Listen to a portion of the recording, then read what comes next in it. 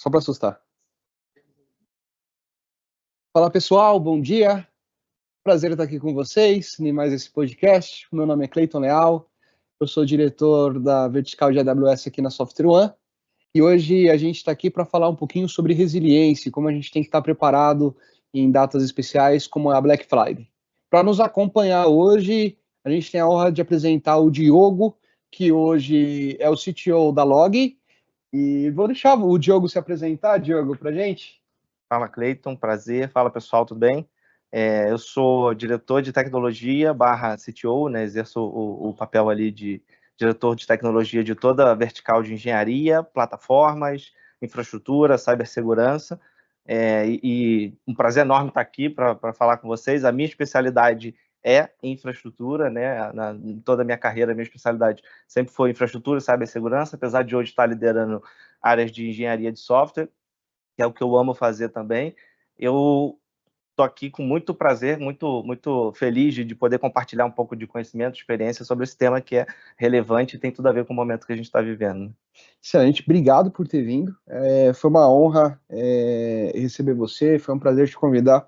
Eu lembro nas conversas que a gente teve as primeiras vezes que a gente falou de temas de FinOps, temas de resiliência, e a gente conversou muito sobre como contribuir e compartilhar isso com essa comunidade, né? A gente costuma brincar que conversar mais sobre isso é extremamente importante e a gente acaba criando pontes e ajudando outras empresas. Eu acho que tem a ver também porque a gente estava falando sobre um momento de vida, né? Você está nessa transformação de também, como que eu compartilho mais?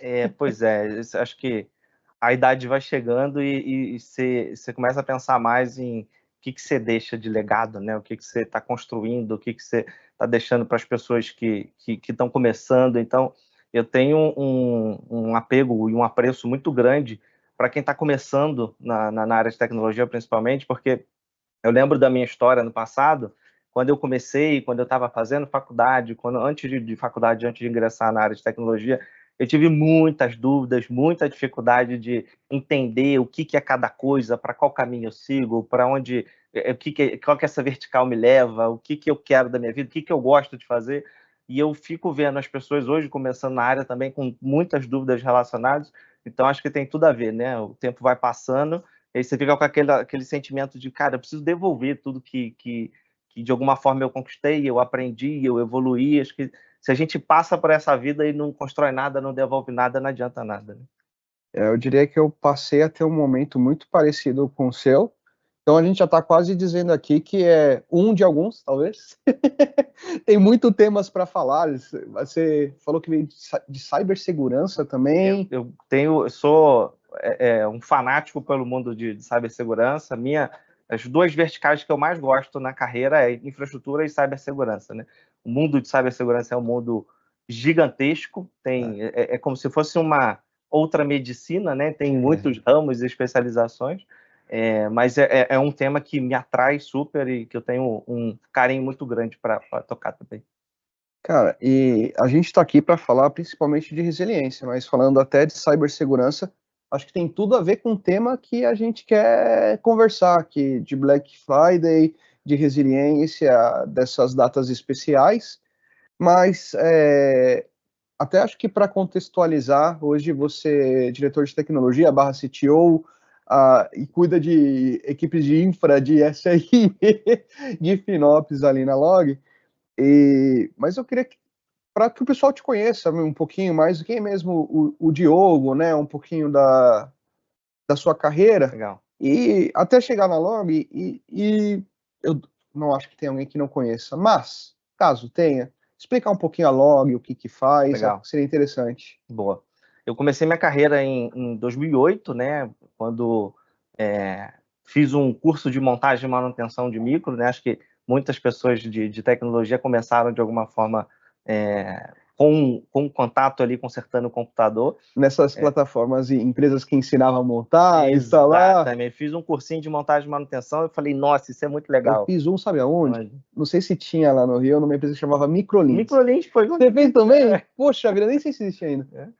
Também não sei se existe. Na época, eu tinha eu era menor aprendiz numa empresa Não foi nem 2008, foi antes, porque eu tinha 15 anos, então acho que foi um pouquinho antes, 2006 talvez, 2005. Eu era menor aprendiz numa empresa, ganhava um salário de menor aprendiz bem...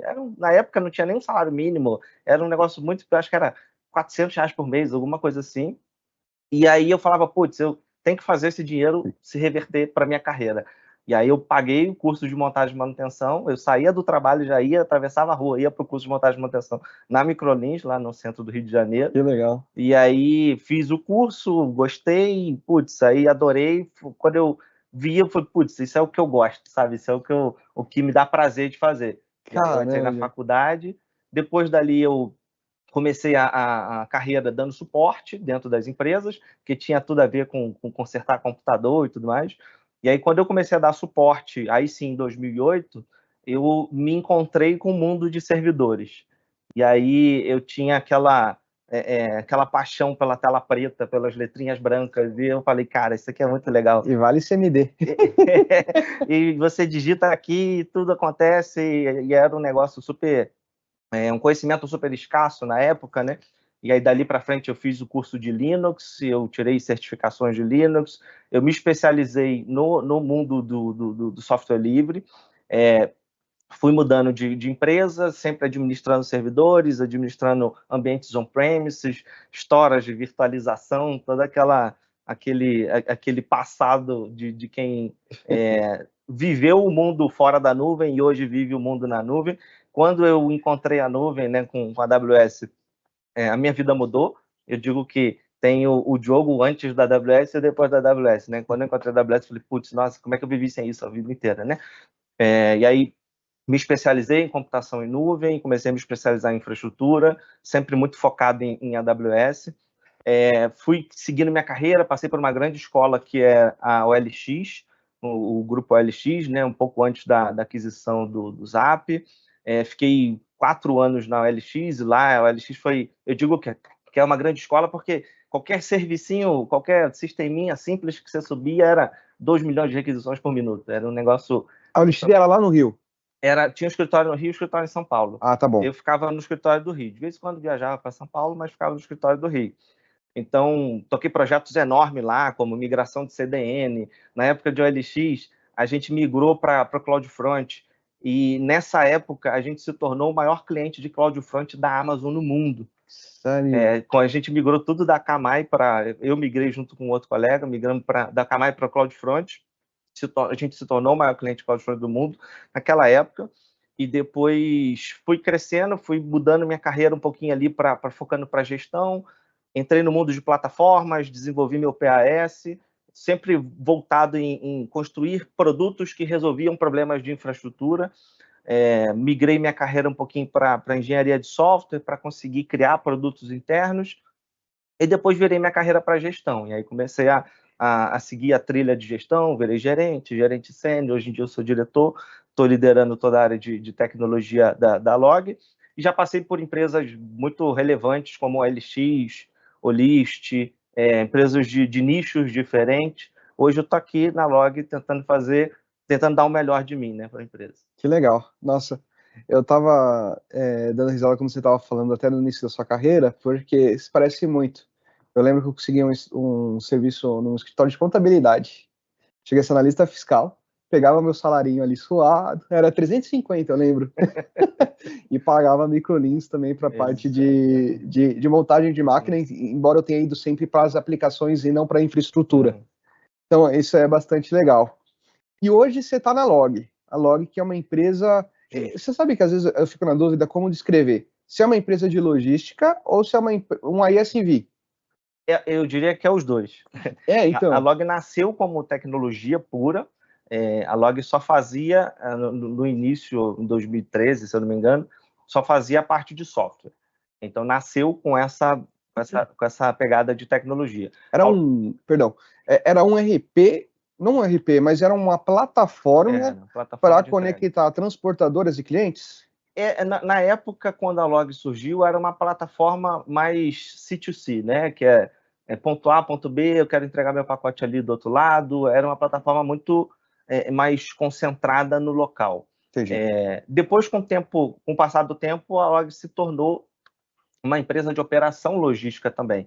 Então, hoje a Log está no Brasil inteiro, atende mais de 5 mil municípios, entrega em todos os lugares do Brasil, tem sites espalhados pelo Brasil inteiro, tem uma operação gigantesca, é uma das maiores empresas de logística do Brasil. Então, assim, é um local que tem um trabalho que é um trabalho que me chama muita atenção, porque democratiza o acesso para o Brasil inteiro, o acesso de pacotes para o Brasil inteiro, né? Eu costumo brincar dizendo que, se você for pensar no negócio, toda vez que você entra num negócio novo, você pensa assim, cara, qual é a entidade principal desse negócio? Aí, sendo um negócio de logística, você pode pensar assim, pô, pode ser o marketplace, pode ser o cliente, recebedor lá na ponta. Não, a entidade principal do negócio de logística é isso aqui, é o pacote. Então, eu acho que a Log democratiza esse processo de entrega, né? Justamente por estar em todo o Brasil, por ter capilaridade. E atinge 100% do território nacional? 100% do território nacional. Poxa, isso é bastante legal. A Log é uma excelente empresa, e uma empresa que eu tenho muito orgulho de fazer parte hoje. Estou há pouco mais de um ano, né? Entrei recentemente, tem 1 ano e 2 meses, se eu não me engano, mas tenho muito orgulho de estar lá e tenho certeza que estou fazendo um trabalho incrível também. Com certeza.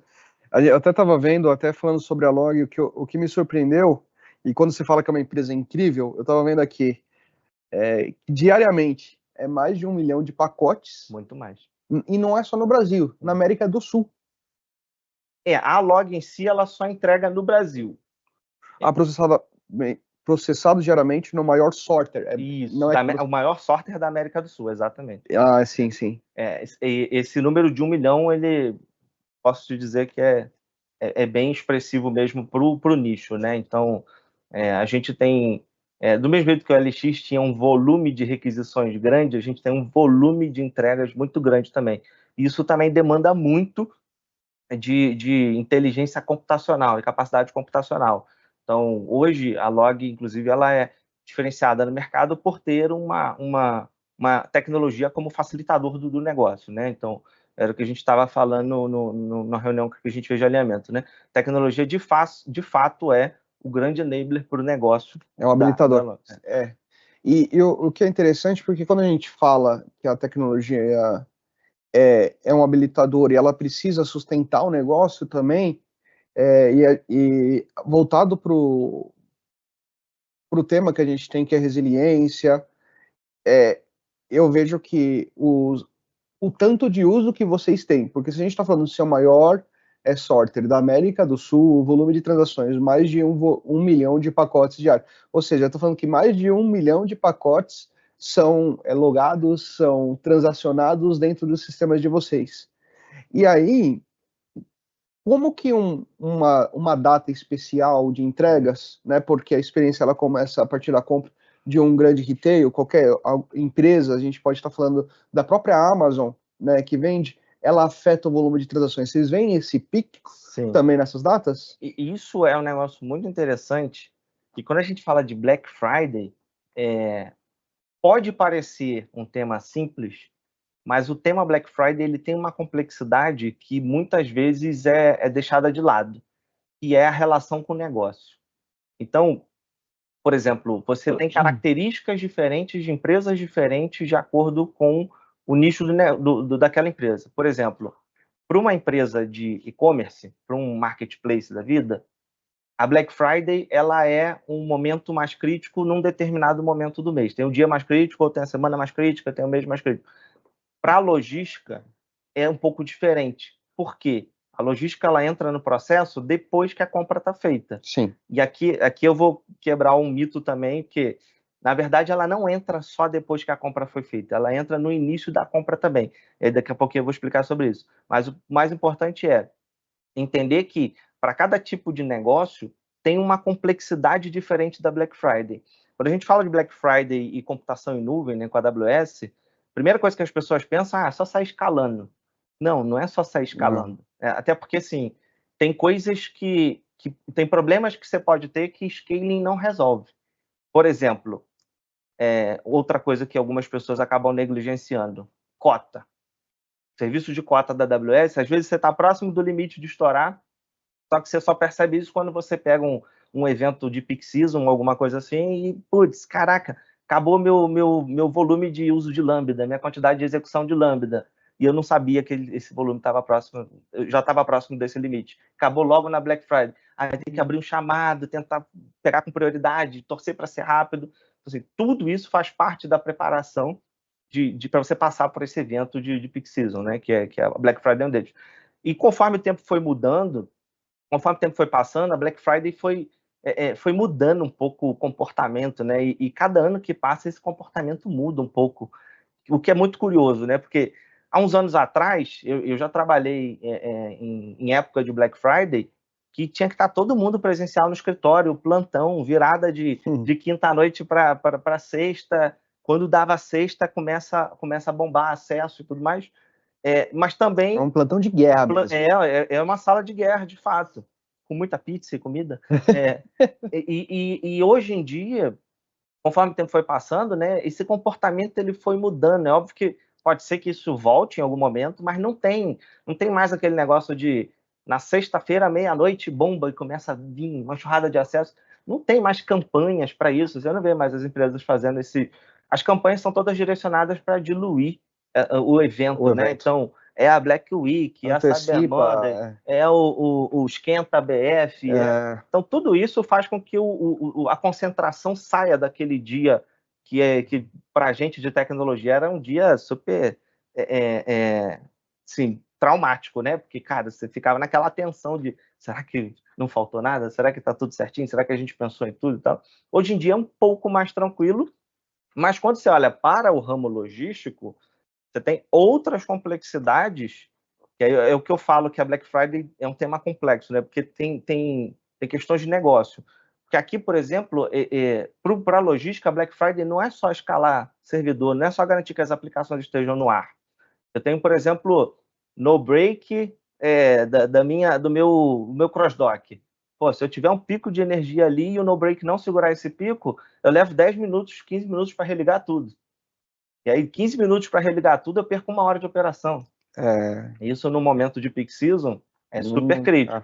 Então, a complexidade da Black Friday ela está em entender o negócio, entender as particularidades, entender cada ponto que precisa ser ajustado para você garantir o bom evento. E a gente está falando da parte de tecnologia, mas você me chamou a atenção até para a questão de negócio, porque a quantidade de entregas, volume de entregadores, tudo isso que você tem que gerenciar, continua após Black Friday, mesmo que a semana seja diluída. Então, imagino que tem um pico grande ali de acessos, um pico grande de transações, que você tem que estar preparado realmente para isso. Para a gente, o pós-Black Friday ele é muito mais intenso, né? Que é quando, de fato, a gente começa a receber os pacotes. Os pacotes eles vão chegando depois que a compra acontece, eles não chegam antes da compra. Então, para a gente, nesse momento, é onde a gente tem que estar preparado para dar conta. Mas antes disso, que aí é a parte onde a logística entra no processo em si da compra, tem um monte de coisa que acontece antes da gente ter o pacote em mãos, que é responsabilidade nossa. Por exemplo, cotação. Quando você está fazendo uma compra num site, no e-commerce, alguma coisa assim, em algum momento você vai colocar o teu CEP para ver prazo de entrega, custo de entrega. Claro. Nesse momento acontece uma cotação. E essa cotação ela é eventualmente uma chamada de API para a gente devolver essa resposta. Só que você imagina isso num tempo absurdo. O tempo, as condições, o preço, tudo tem que ser favorável para a gente conseguir pegar aquela fatia ali daquele processo. E esse é um ponto interessante, porque eu vou querer falar um pouquinho mais sobre esse tempo, como estar preparado, como garantir a experiência do cliente, porque no final tudo vai ser sobre a experiência do cliente no comprar e no receber também. Exato. Mas o comprar, eu posso dizer que o que eu observo demorou muito, a experiência não foi agradável, eu vou para o próximo, que o preço não vai mudar muito. Mas isso a gente já chega. A minha dúvida é o seguinte, sabendo que essas demandas elas vão chegar, que eu vou ter que ter essa escalabilidade, seja no e-commerce, seja nas aplicações que a Log tem. Como que se pensa, ou quais os cuidados vocês tiveram, ou vocês têm, né, para garantir que passe sem precisar ter realmente aquela sala de guerra absurda, sem aquela aflição de, puxa, será que vai dar? Ou até mesmo um conceito que ainda existe, até em compra, por exemplo, às vezes de um ingresso para um show, que é fila virtual. Rapaz, fila virtual é um negócio para mim que é absurdo. Ou seja, já que talvez eu não tenha demanda, a capacidade de segurar a demanda, eu reduzo a demanda. Faz um gargalo. Isso pro varejo não pode existir, Não, né? não. Então, como que é para você? Eu imagino que numa log, por ser, digamos, uma empresa moderna, isso já tenha ficado intrínseco desde o início. Ou talvez não, ou talvez tenha seus desafios.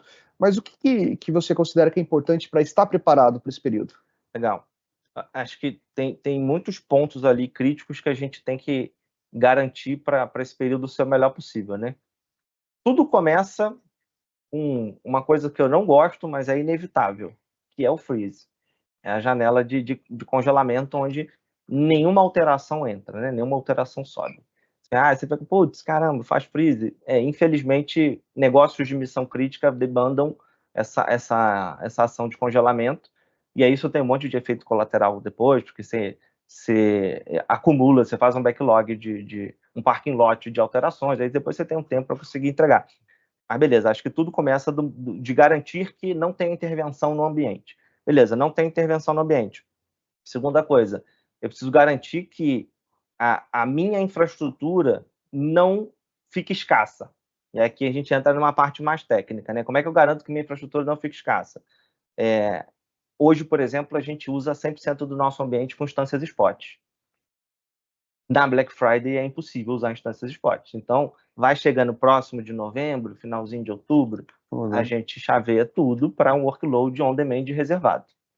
E aí a gente faz todo o trâmite lá de capacity reservation, enfim, toda a mudança do tipo de workload, que obviamente incorre em custo, mas é um custo que é facilmente pagável, né? Tem um retorno esse custo, mas é a primeira mudança, uma das primeiras mudanças que a gente faz para garantir que não vamos ter problema.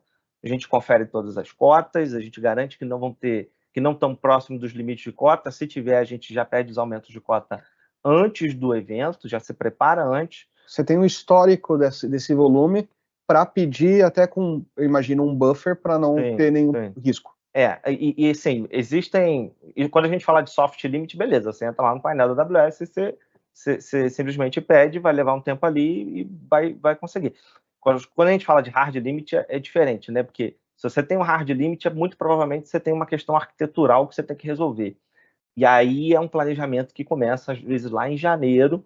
Putz, isso aqui é uma coisa que pode pegar a gente ali na Black Friday, então já vamos reestruturar essa parte, esse componente do sistema, para garantir que no momento mais importante do ano a gente não tem esse problema. Então, inclusive, tem algumas questões de arquitetura que a gente foi mudando ao longo do ano, porque a gente já estava próximo de alguns tetos, né? Então, estruturas de bancos, né? Tecnologias de persistência. Não, putz, aqui tem que ser um fluxo assíncrono, aqui tem que ser um fluxo síncrono. Esse fluxo síncrono aqui não está mais atendendo, já está no teto, vamos partir para esse fluxo assíncrono. E aí, tudo isso demanda engenharia, demanda desenvolvimento, demanda rearquitetura. Então, tudo isso também faz parte da preparação para Black Friday, porém, num momento totalmente diferente, porque a gente começa lá na frente preparando tudo. Então, tem muitas coisas para analisar, né? A infraestrutura, ela é um desses componentes, eu diria que talvez um dos mais importantes. Mas tem muitos outros pontos que, se você deixa de lado, se você negligencia, muito provavelmente você vai ter algum problema, e o efeito colateral para a logística na Black Friday, ele é uma bola de neve. Porque, por exemplo, se eu tiver um problema no início do mês de novembro, que, sei lá, vou falar um cenário hipotético, eu fiquei com a minha aplicação de bipagem de pacote fora um dia. Isso no início de novembro, eu vou levar talvez dias e semanas para depois conseguir escoar todo esse volume de pacotes que ficaram acumulados.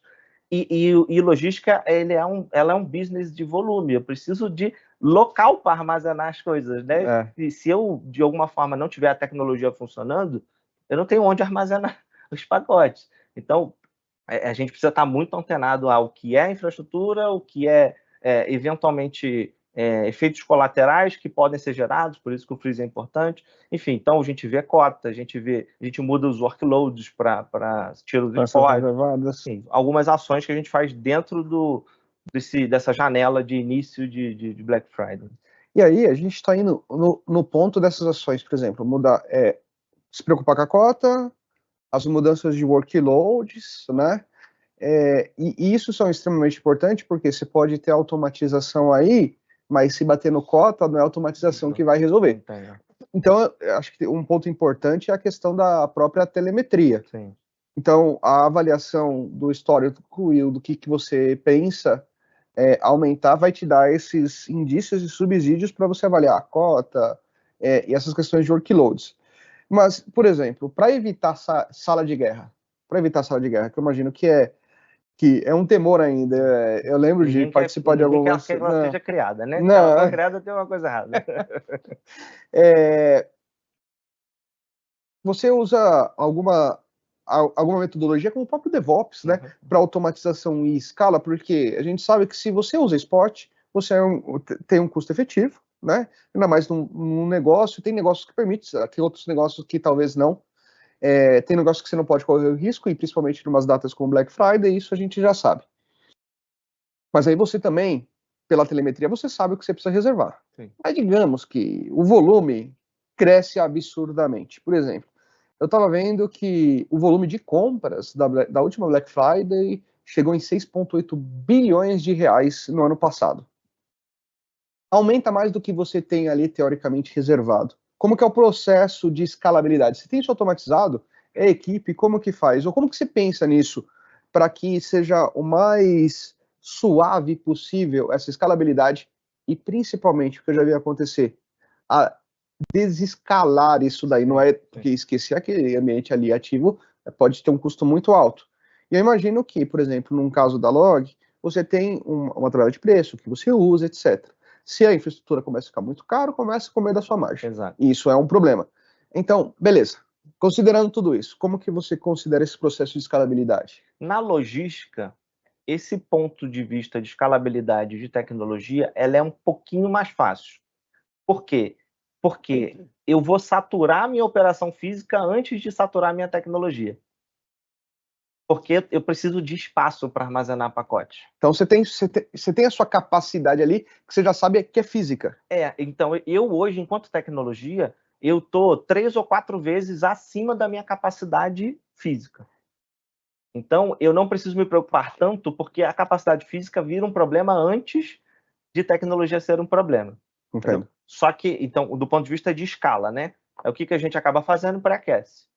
E é o famoso vou deixar pré-aquecido porque contra pico não tem scaling que resolva, né? É muito difícil. Pico, você não sabe quando vai acontecer, você não tem os 2 minutos ou 1 minuto para fazer a rampa de escalada, você não tem, então você pré-aquece. A parte boa é que todo o nosso ambiente tecnológico ele está construído em cima de containers, em cima de Kubernetes, é 100% rodando containers em Kubernetes. Então, eu tenho uma capacidade natural, ociosa dentro do cluster, que me permite escalar os containers antes de precisar escalar a infra.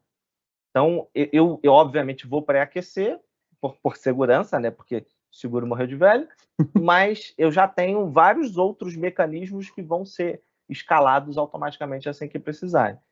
Mas aquele negócio, né? Assim, recebi um volume inesperado. Eventualmente, isso a gente precisa ficar muito atento. Um marketplace fez uma campanha que eu não sabia que ia ter. Uma campanha já aconteceu alguns anos atrás. 9 horas da noite de quinta-feira, um marketplace fez uma campanha com influenciadores digitais, ao vivo. Só esqueceu de combinar com vocês. Não, nesse caso a gente sabia. E aí, naquele momento, a gente já esperava um volume de acesso muito grande, porque toda a campanha ia gerar vendas naquele momento, né? Porque era um desconto. Então, ali a gente já pré-aquecia o ambiente, tudo, mas isso era até... Foi há muitos anos atrás. Aqui na Log, como o business ele é um pouco diferente, eu preciso garantir que a cotação sempre esteja muito rápida, respondendo muito bem e nunca saia do ar. Então, boa parte do meu fluxo de cotação ele é serverless. Uhum. Então, assim, foi o que eu falei, né? Você tem que entender o negócio, entender a complexidade, entender quais as nuances do negócio, o que impacta, o que não impacta, qual é o momento que afeta, qual é o momento crítico, qual que é o momento que não é crítico. Nesse caso, a cotação é um item super crítico para a gente de logística.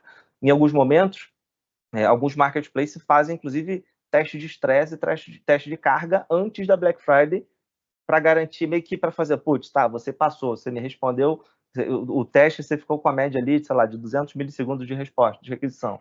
Então, você está dentro. Então, assim, a cotação ela é um fluxo muito sensível para a gente nesse momento inicial de Black Friday, né? Depois, quando o pacote chega, é um outro momento, são outras coisas, outras questões críticas. Então, pensando nisso, o que a gente faz? Pô, fluxo de cotação, quase todo ele é serverless. E aí eu consigo garantir o máximo de performance, não preciso me preocupar com escalabilidade. Então a gente vê que é uma arquitetura pensada já para esse tipo de coisa. Exatamente. E isso já meio que responde a dúvida que eu tinha, porque, vamos lá, você está num site, no marketplace, tentando fazer uma compra, você colocou o produto no carrinho, a cotação de frete começou aqui carregar, demorar muito, capaz de eu desistir da compra. Eu digo que é um dos principais temas que, pela uma pesquisa do Sebrae, no qual as empresas perdem clientes em épocas como Black Friday.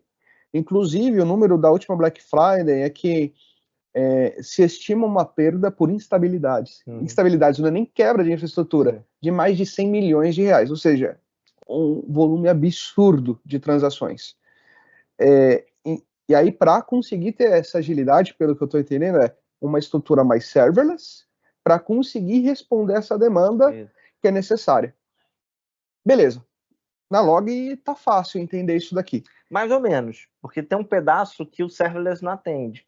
Porque, por exemplo, cada cliente que eu tenho enquanto operador logístico, eu tenho uma negociação diferente, um contrato diferente, condições diferentes e cláusulas diferentes. Então, isso tudo impacta na minha cotação.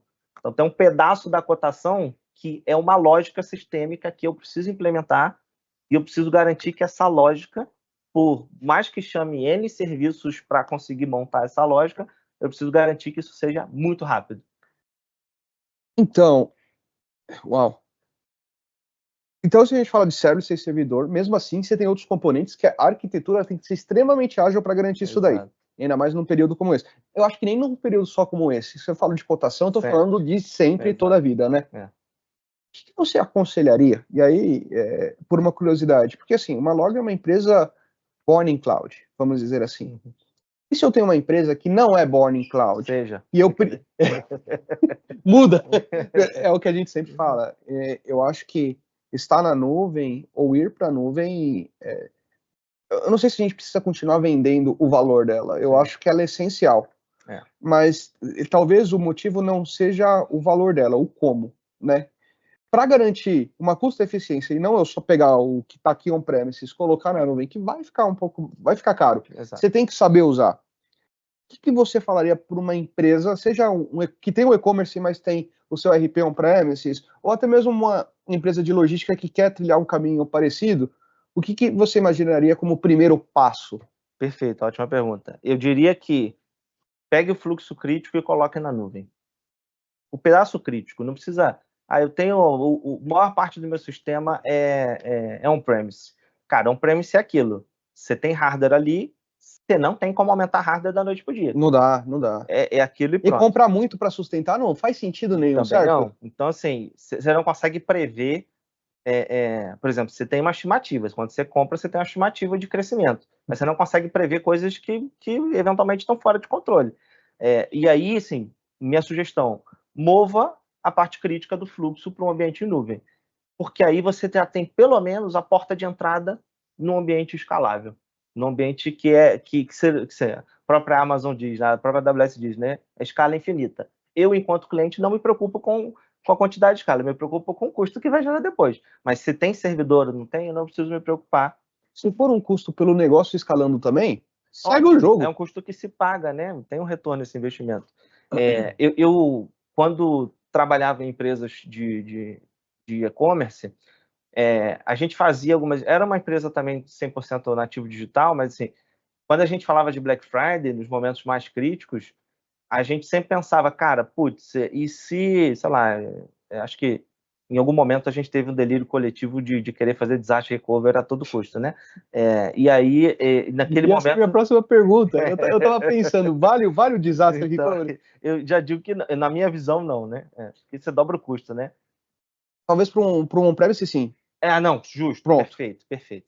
O DR na própria Amazon, acho que faz sentido. Aí, assim, a conclusão provavelmente que quem fizer isso vai chegar que, putz, eu não preciso de on-premise, né? Pode fazer 2 DRs ali, inclusive, assim, se for uma estratégia de DR ativo ou passivo, né? Putz, eu migro fácil para uma outra região, eventualmente, se eu precisar. Tudo bem que talvez seja um pouco de utopia, difícil você conseguir achar alguém que chegou nesse nível, porque isso envolve bastante custo, mas, por exemplo, lá nessa empresa de e-commerce, a gente pegou e falou, cara, não vamos fazer um disaster recovery completo. Se eventualmente cair a região que a gente usa da AWS, o que a gente faz?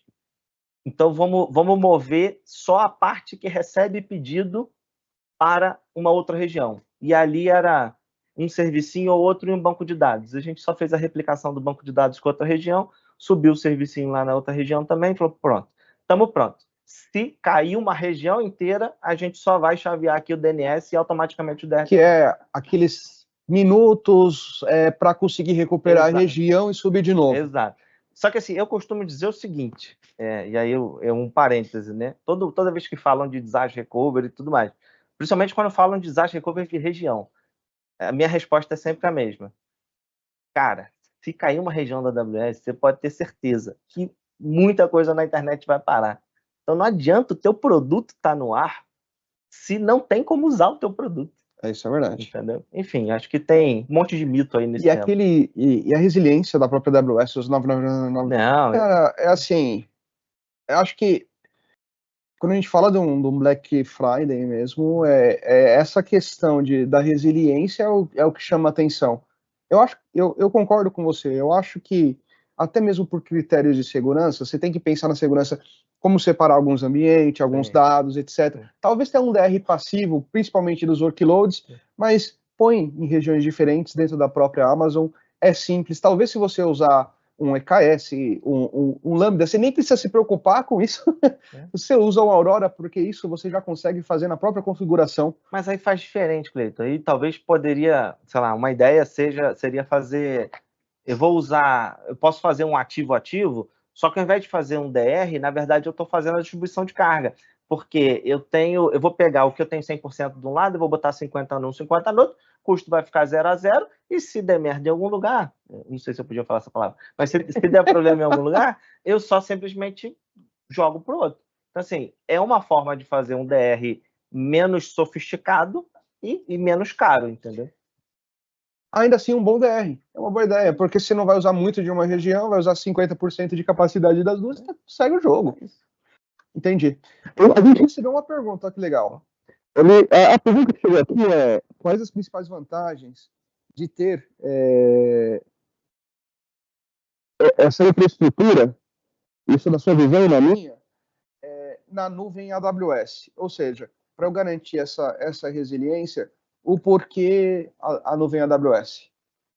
Por que a nuvem AWS? Bom, assim, eu sou super suspeito para falar porque eu adoro a AWS, né? Eu conheço outras nuvens também, mas eu não, para mim é incomparável, né? Quem usa as nuvens, as principais nuvens de mercado, né? Não vou falar todas, consegue perceber o quanto é mais simples e mais funcional usar a AWS. E a AWS, eu diria que ela é simples e funcional desde o detalhe mais pequeno ao detalhe mais importante de arquitetura. Por exemplo, a experiência de uso da AWS é muito intuitiva. É verdade. E o painel da AWS, a AWS pode criar 50 mil serviços diferentes, mas sempre vai ter aquele painel simples, com poucos botões, com tudo muito explicado, uma documentação muito preparada, com FAQ para tudo. Fala uma rede de parceiros boas. Uma rede de parceiros boas. Então, eu quando comparo no mercado, eu levo em conta todos esses pontos, porque para mim faz toda a diferença. Pô, na hora que eu estou tendo uma dificuldade, na hora que eu estou desenhando um projeto novo, eu tenho documentação fácil, eu tenho eu consigo fazer uma POC fácil, porque é super intuitivo. Então, para mim, principalmente quem não está acostumado com computação em nuvem, a AWS é a melhor disparado para quem não está acostumado. Tecnicamente, eu vou... Idem. Diogão, eu não tenho o que dizer, eu também sou fã da AWS e trabalho já faz muito tempo com a AWS. E para preservar o que a gente falou, que tecnologia é um habilitador, eu quero trazer uma visão de negócios. Eu gosto muito da cultura da AWS, de como que eu habilito o negócio do cliente através da tecnologia. O que a gente pode fazer junto, o que conta para você. Então eu vejo uma parceria do que é justo, sabe? E falo, ó, aqui funciona, aqui não funciona, aqui tá bom, aqui não tá bom. Como eu nunca vi outro, sabe? Então eu realmente gosto, porque você tá tendo um parceiro de negócios para sustentar o negócio. É até interessante, eu não sei se a maioria sabe, mas as empresas que usam a AWS, principalmente aquelas que têm um PPA, tem uma figura que se chama Technical Account Manager. A métrica dele é garantir que você tenha custo-eficiência, que acarreta em redução de custo. Eu não vi isso em nenhuma outra empresa. Ó, a minha meta é reduzir seu custo comigo. É muito legal isso, sabe? É muito interessante, cara, porque eu, quando trabalhei com a AWS a primeira vez, na verdade eu estava num ambiente on-premise, um ambiente super complicado, que era na OLX, e a gente migrou para a AWS. Aquilo era uma plataforma da Europa, né, que a gente usava aqui no Brasil, e que nenhuma das empresas da Europa conseguiram migrar. A gente aqui no Brasil conseguiu migrar, virou case no Brasil, no mundo inteiro, e foi dizendo, explicando como a gente fez a migração. Quando a gente migrou, a primeira abordagem que você migra é o tal do as-is, né? E o as-is de um data center on-premise para uma nuvem, fatalmente vai ficar muito mais caro. Na sequência, você tem que refatorar para fazer ficar... As-is é um primeiro passo. É o ponto de partida. Isso. E aí eu lembro que na época, isso que você falou me lembrou dessa história. Na época, a gente tinha um time de suporte da AWS tão empenhado em fazer aquela virada de chave acontecer, que veio uma figura, uma pessoa, só para falar de custo, só para ajudar a gente a reduzir custo. E ele falou, cara, o meu trabalho aqui é fazer o custo de vocês reduzir. E aí a AWS sempre tem essa pegada de relação duradoura, né? Eu não quero fazer uma sprint contigo, eu quero fazer uma meia maratona, eu quero estar aqui do teu lado o tempo inteiro. Eu não vou comprar você para daqui 3 anos não conseguir bancar isso, ou seja, é uma relação de parceria. Total. E aí, isso é um baita de um diferencial. Hoje, eu tenho um time, já na Log, um time de suporte da AWS, que é impressionante, cara. A galera, ela tem sede de entender o negócio da companhia para saber como eles ajudam da melhor forma, sabe? Então, não tem isso no mercado. Eu acho que é legal que eu vejo que chega a desafiar as próprias empresas. Você não contratou para uma plataforma, você contratou, inclusive, o suporte, que ele começa a te desafiar sobre o negócio, né? Então, eu gosto muito. Então, esse é respondendo essa pergunta. Tem mais duas aqui, Diogão. A primeira é, com o advento que a gente ouve agora só a inteligência artificial, eu enxergo que existe muita coisa para falar aí, mas eu enxergo que também tem valores em casos específicos, né? E como que você enxerga a inteligência artificial para sustentar o negócio? Não estou falando nem do chatbot, da inteligência artificial generativa, mas eu digo ali, que trabalha na telemetria, como que ela sustenta o negócio ou traz algo para ajudar que o negócio seja mais eficiente? Legal. Esse tema de IA é um tema que acho que bola da vez. É a bola da vez. E assim, eu vou começar dizendo que, no fundo, está todo mundo tentando entender qual é a melhor forma de usar e qual é a melhor forma de aplicar. Então, assim, é que hoje tudo é IA. Tudo. Uma automatização RPA e IA. Até o que não deveria ser. Até o que não deveria ser. Mas, assim, como é que a gente tenta colocar IA no nosso dia a dia em prol do negócio, né? Tem várias outras coisas que não são 100% em prol do negócio, que acabam indiretamente afetando o negócio. Mas como é que a gente tenta fazer isso hoje? Primeiro, a gente tem todas as métricas de saúde do ambiente, de custo. Hoje eu não preciso mais ficar olhando, por exemplo, se eu tive um problema de custo, sei lá, um spike do dia anterior, se aconteceu. Eu tenho hoje um funcionário virtual, que eu chamo de Cláudia, é só para ter o IA. Cláudia. Cloud e IA, né? Então a Sensacional. gente chama de Cláudia, que na verdade é um funcionário virtual que está ali o tempo inteiro olhando os custos, e se tiver alguma mudança de comportamento, ela vai informar a gente no e-mail que ela dispara, vai disparar um e-mail dizendo, olha, mudou aqui por causa disso e faça isso. Que legal. Então é super proativo, né? Então eu tenho hoje, por exemplo, antes da Cláudia, eu não tinha a possibilidade de analisar o custo quase que em tempo real. Nem em tempo real nunca vai ser, porque tem um diazinho de atraso para você ter todas as informações completas. Mas antes eu tinha, às vezes eu esperava uma semana e falava, putz, não conseguia analisar o custo agora, era uma ação super manual, ninguém conseguiu parar para ver. Aí você ficava uma semana com o custo estourado porque ninguém percebeu. Perdeu dinheiro na semana. Perdeu dinheiro. E aí, isso, num mercado que é super afetado pelo... É como se fosse... É um varejo, praticamente, né? Cara, varejo é um mercado de margem pequena, sabe, que centavo faz diferença. Então, você ficar uma semana com um custo alto porque, eventualmente, você não teve tempo para parar para fazer uma análise, cara, isso não é tão aceitável. Então, a Cláudia, ela está fazendo um excelente trabalho, inclusive, palmas para a Cláudia, ela merece um aumento.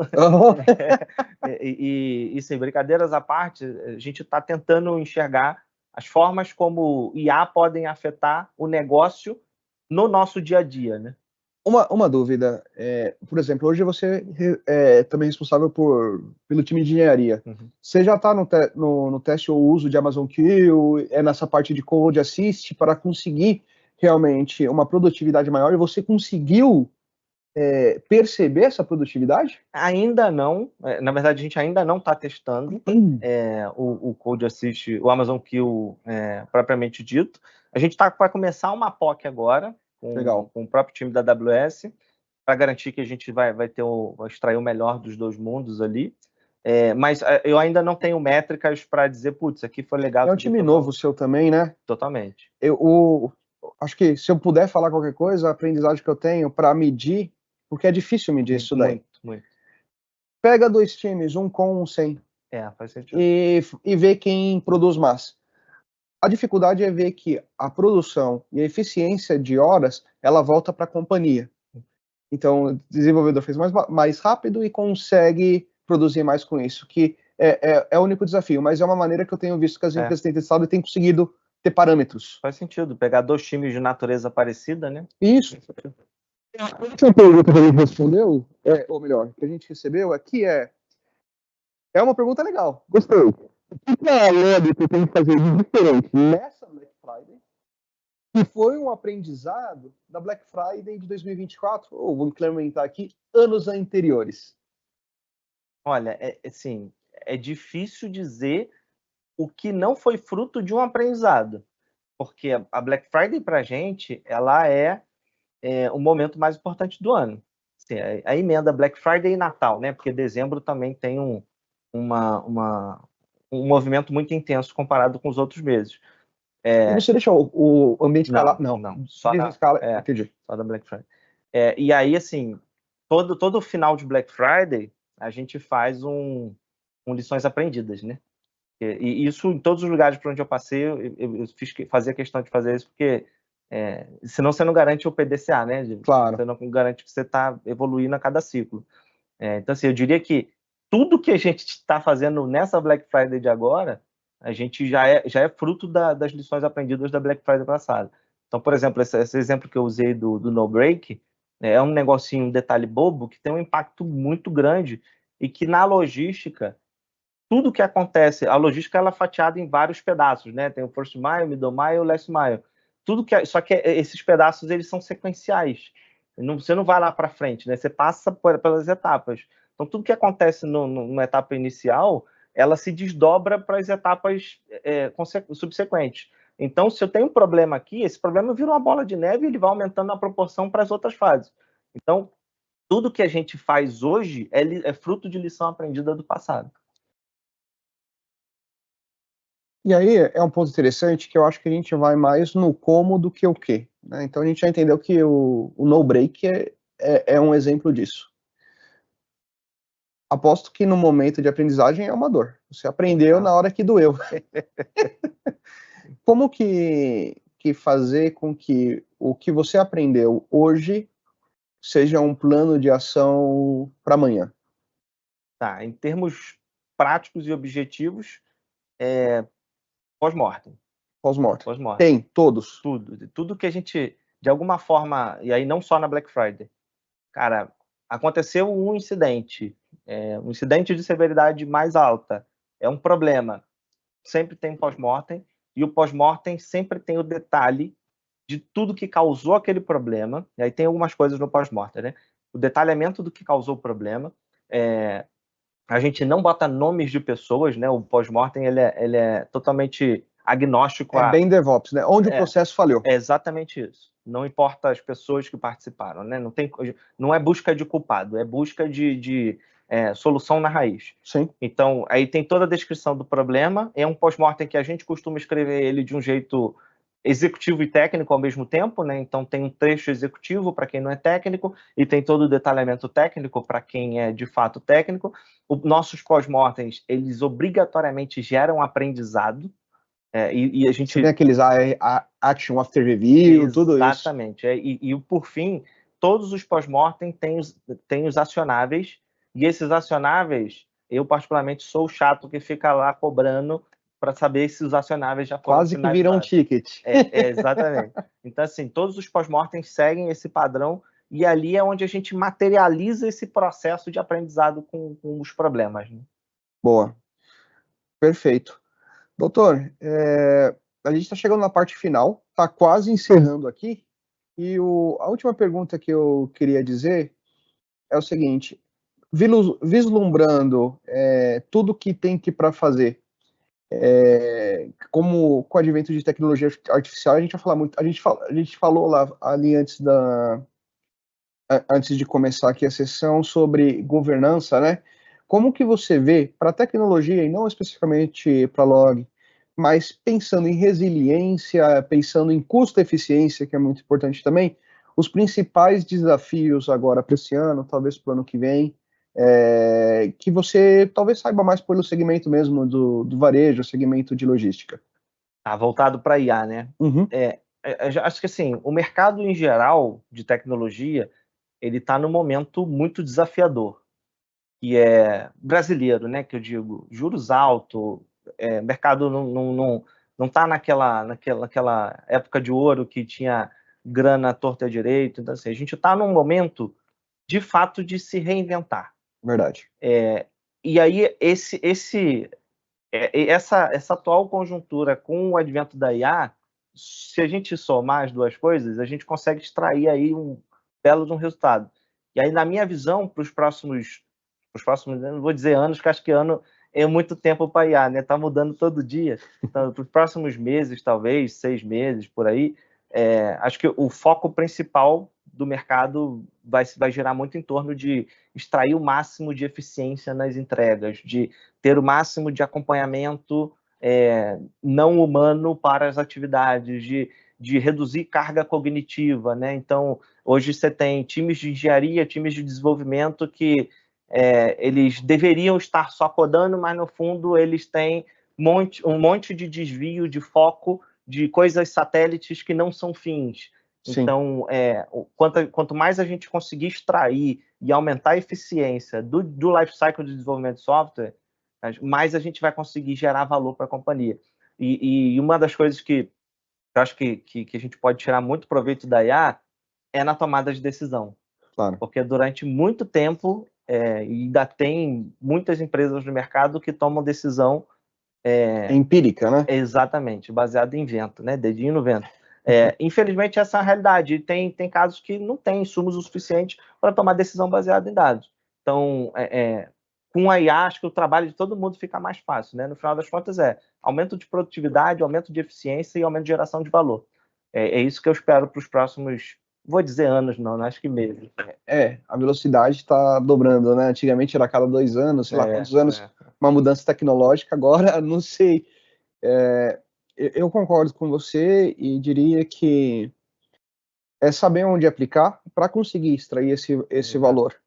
E nunca negligenciar como tecnologia é um habilitador. E foi como a gente começou, que a IA também continua sendo um habilitador. Exato. Então, a gente escuta muito, beleza, vou aplicar aqui, Amazon Q, vou trazer 30% a mais de eficiência. É natural que eu falo, poxa vida, talvez eu não preciso de júniors no meu time, mas da onde vem os sêniors?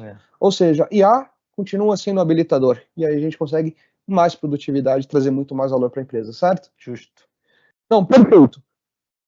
Qualquer consideração final aqui para os nossos espectadores, também recado para quem está começando, já que vai mudando, a gente vai amadurecendo, quer dar de volta para a sociedade. Muito bom. O que a gente aprendeu? Considerações bom, finais? Eu diria que se você está começando na carreira de tecnologia, tenha bons mentores e garanta o entendimento correto e de ponta a ponta do caminho que você está trilhando. A tecnologia ela é de fato igual à medicina, né? Você tem várias especializações, várias áreas, vários times, perfis e contextos totalmente diferentes, e que é importante que você saiba onde eu estou entrando, qual é o início, meio e fim, o que é esperado, se o meu perfil se encaixa, se não se encaixa, se é isso que eu quero para minha carreira, porque a gente vê no mercado muita gente transitando porque, putz, não era isso que eu queria e tal. Então, tenha um bom mentor e saiba exatamente o caminho que você está trilhando. Excelente. Pessoal, primeiro, Diogo, queria agradecer você por ter aceitado essa conversa. Eu que agradeço. Eu acho que a gente tem muito para discutir ainda, a gente pode falar, a gente sabe de vários temas, como é a prática de FinOps, essa questão também de onboarding de novos talentos, retenção desses novos talentos, muita coisa, muita coisa. Então, aqui pode virar quase uma série. Mas eu queria te agradecer muito por ter vindo hoje, por ter participado dessa sessão com a gente. Espero que você esteja tão feliz como nós estamos.